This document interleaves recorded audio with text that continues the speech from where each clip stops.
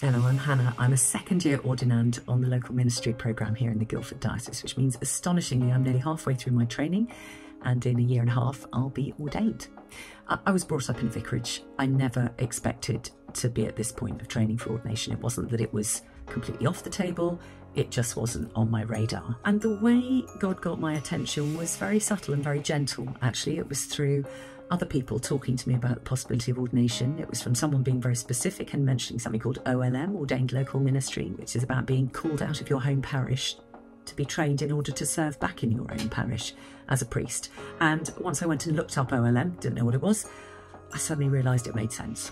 And what I did was just push the door and see whether it kept opening. And it did. I kept expecting it to close and it didn't. It kept opening and kept opening.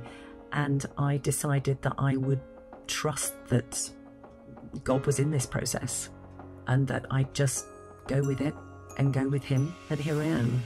The journey is a really interesting one. It's a stimulating one. It's a challenging one.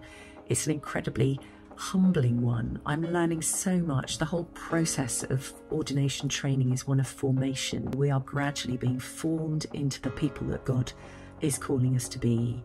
And vocation looks very different for different people. So for me, at this moment, it is all about a vocation to being a priest.